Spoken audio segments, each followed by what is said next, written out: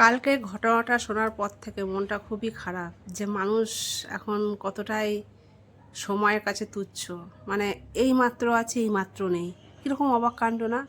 একটা মানুষ নিজের কাজে, নিজের শুটিংয়ের জন্য দীঘাতে গিয়েছিল। সেখানে শুটিং করতে করতে জলের তলায় চলে যায়। মানে তার আশেপাশে সব মানুষ আছে, সব চেনা পরিচয় মানুষ, তার মধ্যে থেকে সে হারিয়ে গেল, জীবনের মতো চলে গেল। তাকে আর ফিরে পাওয়া গেল না। কি ফিরে পাওয়া গেল? শুধু তার দেহটা, তার আত্মা নেই। মানে মানুষের জীবনটা কতটা তুচ্ছ হয়ে গেছে যেন, এই আছে এই নেই। মানে বিশ্বাস করা যায়? যারা কাজ করছিল ওর সাথে, সহকর্মীরা, তারা তো ভাবতেই পারছে না যে এই মানুষটা এই মাত্র আমার সামনে দাঁড়িয়ে মানে আমার সঙ্গে কথা বলছে, গল্প করছে, আমার সঙ্গে শুটিংয়ে কাজ করছে, সেই মানুষটা এখন নেই। মানে ভাবলে মাথা ফাতা মানে হ্যাং হয়ে যাওয়ার জোগাড়। সেদিন কিন্তু একটা দেখলাম পদ্মা নদীর মধ্যে একটা বাস জলের তলায় চলে গেল। কেউ জানতো যে এই বাসটা আমার জীবনের শেষ যাত্রা হবে? মানে আমি আর ফিরবো না। কেউ বাড়ি যাচ্ছে বা কেউ বাড়িতে ঘুরতে যাচ্ছে প্রিয়জনদের নিয়ে।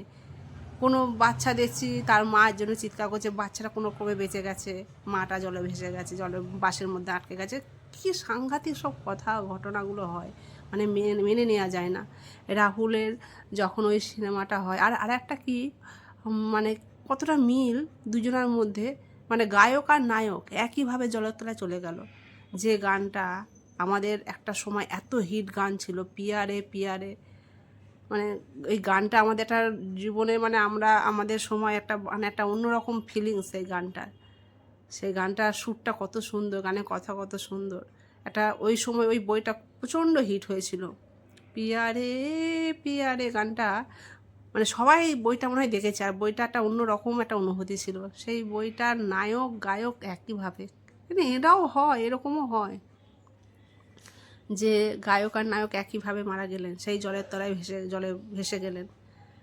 মানে রাহুলের কথাটা কালকে শোনার পর থেকে সত্যি মানে যে কি করে হয়, মানুষ এত চেনা জানা, মানে এত আমরা বলি যে না, যে চেনা মানুষের সঙ্গে যাও, আত্মীয় স্বজনের সঙ্গে যাও, বিপদ আপদ হবে না। মানুষের বিপদ আসলে এইভাবেই হয়। চেনা মানুষ থাকুক, কাছের মানুষ থাকুক, প্রিয়জন থাকুক, কেউ আটকাতে পারবে না। তাকে যখন ভগবানের ডাক আসবে চলে যেতেই হবে, কারোর হাত নেই এখানে। মানে ভাবতেও কেমন লাগছে, মানে ভাবলেই মাথাটা যেন কেমন যেন মনে হচ্ছে হ্যাং হয়ে যাচ্ছে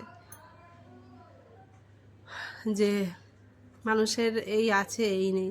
তার একটা ছোট বাচ্চা আছে, সে জানে বাবা শুটিংয়ের জন্য বেরিয়েছে।